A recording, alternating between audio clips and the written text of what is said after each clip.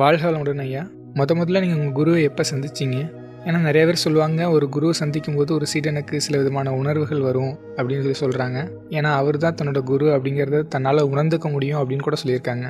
குருவை நீங்கள் முதல்ல பார்க்கும்போது நீங்கள் எந்த மாதிரி உணர்வை பெற்றீங்க அப்படின்லாம் சொன்னீங்கன்னா எங்களுக்கு தெரிஞ்சுப்போங்க. நீங்கள் கேட்ட கேள்வி குருவை பற்றியது. குருவை நம்ம சந்திக்கும் பொழுது அந்த முதல் சந்திப்பு எப்படி இருக்கும் அப்படிங்கிறத யோசித்து பார்த்தோன்னா உண்மையிலேயே அது ஒரு வித்தியாசமான ஒன்று. பொதுவாக நம்மக்கிட்ட எல்லார்கிட்டையும் ஒரு நினைவு இருக்கும். குரு அப்படின்னு சொன்னாங்கன்னா அவங்க எல்லாம் நம்மளை பக்கத்தில் நெருங்க விட மாட்டாங்க. அவங்கெல்லாம் பேசுகிறதெல்லாம் ஒரு ஹை ஸ்டாண்டர்டில் ஒரு நமக்கு புரியாததெல்லாம் தான் பேசுவாங்க. அவங்க தான் மகான்கள், குருக்கள் அப்படிங்கிற மாதிரி ஒரு எண்ணம் இருக்கும். வேதாத்ரி மகரிஷி அவர்களை முதல்ல பார்க்கும் பொழுது அப்படி ஒரு எண்ணம் இருந்தது. என்னென்னா, கேள்விகள் கேட்டோன்னா சில இடங்களில் கேள்வி கேட்கக்கூடாது அப்படிங்கிறத சொல்லுவாங்க. சொல்கிறத கேட்டுக்கணும். அந்த மாதிரி இருந்ததுன்னா இப்போல்லாம் யாருக்குமே முடியாது. கதைகள் சொல்லிகிட்டு இருந்தோன்னா அதுவும் முடியாது.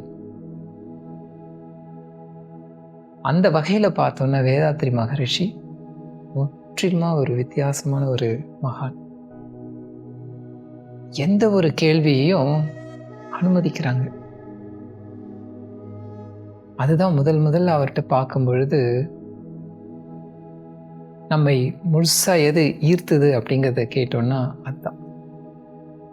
ஒரு ஃப்ராங்காக எதை வேணாலும் பேசுகிறதுக்கு அனுமதி கொடுக்குறாங்க பாருங்கள்.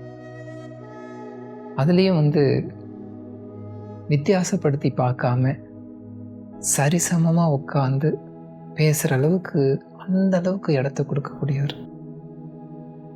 இது ஒரு கேள்வி இருக்குது, அந்த கேள்வி உங்ககிட்ட கேட்கலாமா அப்படிங்கிறத கேட்டோன்னா அவர் சொல்லக்கூடியது என்னன்னு பார்த்தா, there is no silly questions அப்படின்பார். there may be silly answers. என்ன ஒரு இது பாருங்க.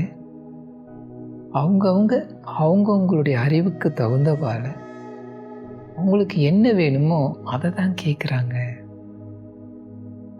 அந்த நிலையில இருந்து அதை புரிஞ்சுக்கிட்டு நாம் அதுக்கு தகுந்த மாதிரி பேசுனா சரியானதாக இருக்கும். இப்படி ஒரு என்ன சொல்ற சில்லியான கேள்வி, உண்மையே ஒரு உப்பு சப்பு இல்லாத ஒரு கேள்வியை கேட்டிருக்காங்களே அப்படின்னு நினச்சோன்னா இப்போ இங்கேருந்து என்ன வரும்? தேவையில்லாததான் போகும். யாராவது ஒருத்தங்க எதையாவது ஒன்று கேட்குறாங்கன்னு சொன்னால் அதை மதிப்பு கொடுக்கணும்.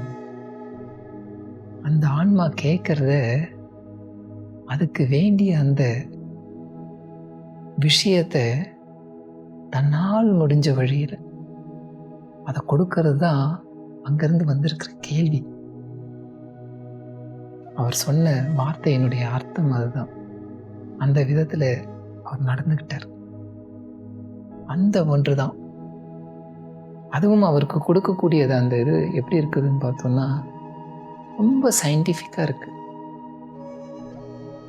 இப்போ இளைய சமுதாயங்களுக்கெல்லாம் பிடிச்சது என்னென்னா விஞ்ஞானம் தான். கதையாக சொன்னோம்னா நமக்கு அந்தளவுக்கு ஈடுபடாது. விஞ்ஞானபூர்வமாக ப்ராக்டிக்கலாக இருக்கணும். அந்த வகையில் அமைஞ்சிருந்தவர் தான் வேதாத்ரி மகர்ஷி. அந்த ஒரு விஷயம் எனக்கு ரொம்ப பிடிச்சது. அது ஈர்க்கப்பட்டது என்னன்னு சொன்னோன்னா, சரிசமமாக இருந்து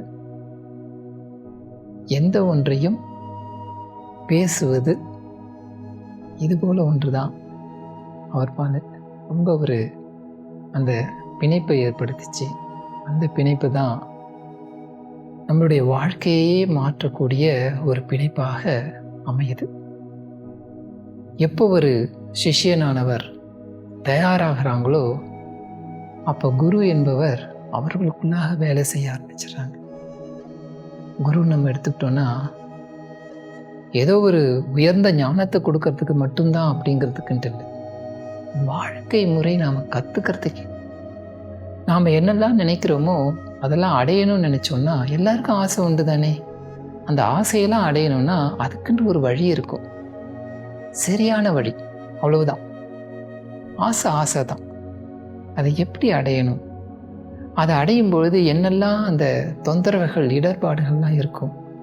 அப்போ யார் மேலேயும் போட்டி, பகை, பொறாமை இதெல்லாம் இல்லாமல் நம்ம எப்படி அந்த வாழ்க்கையை மேலுக்கு கொண்டு வர முடியும் அப்படிங்கிறத கொடுக்கக்கூடியவங்க தான் குரு. அவங்க சொல்லுவதும் இன்னொன்று, எல்லாருமே ஒன்று தான். அறிவின் நிலைகளில் கொஞ்சம் வித்தியாசம், அனுபவங்களில் கொஞ்சம் வித்தியாசம். நினச்சா அந்த அறிவையும் அனுபவத்தையும் இப்பயே கூட எடுத்துக்க முடியும். அது கிடைச்சிடுதுன்னா 2 பேரும் ஒன்று தானே.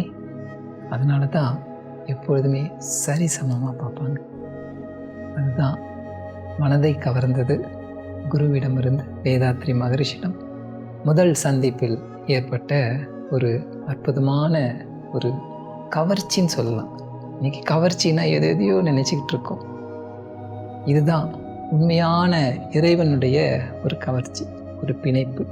வாழ்க வளமுடன்.